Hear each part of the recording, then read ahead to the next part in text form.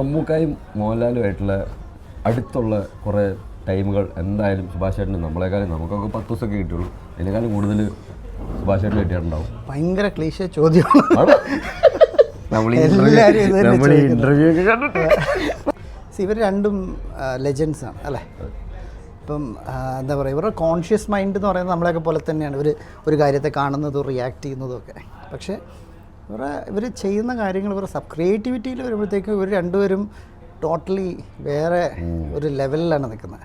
അതുകൊണ്ടാണ് അവരെ ആർക്കും ബീറ്റ് ചെയ്യാൻ പറ്റാതെ. മമ്മൂക്ക, മോഹൻലാൽ ഇപ്പോൾ ഇവരൊക്കെ ആയിട്ട് നമ്മൾ ചെയ്യുമ്പോഴത്തേക്കും നമുക്ക് അവരുടെ ആ ഒരു സബ് കോൺഷ്യസ് ലെവലിൽ ഒരു ക്രിയേറ്റിവിറ്റി സൈഡിൽ ഇവരുടെ സബ് കോൺഷ്യസ് എങ്ങനെ പ്രവർത്തിക്കുന്നു എന്നുള്ളതാണ് ഞാൻ കൂടുതൽ പഠിക്കാൻ നോക്കുന്നത്. നമ്മളൊരു ക്യൂരിയസ് ലേണർ, അതുകൊണ്ടാണ് എല്ലാവരും ചോദിക്കുന്നത്. അപ്പോൾ നിങ്ങളൊരു ലെജൻഡ് അടുത്ത് പോയി കഴിയുമ്പോൾ എല്ലാവരും ചോദിക്കും അതിങ്ങനെ ഉണ്ടായിരുന്നു അവരുടെ. കാരണം ഇപ്പം നമ്മുടെ എല്ലാവരുടെയും സബ് കോൺഷ്യസ് മൈൻഡ് അറിയാം ഇവർ അച്ചീവ് ചെയ്തിട്ടുണ്ട്. അപ്പോൾ എന്താണെന്ന് അറിയാനുള്ള ഒരു ക്യൂരിയോസിറ്റിയാണ് വരുന്നത്. അല്ലാണ്ട് അതിന് അപ്പുറം ഫോട്ടോ എടുക്കുക, പബ്ലിഷ് ചെയ്യുക എന്നുള്ളതൊക്കെ ഉണ്ട്. അതും താല്പര്യങ്ങളാണ്, അതും വേണം. പക്ഷേ അതൊക്കെ എത്ര പ്രാവശ്യം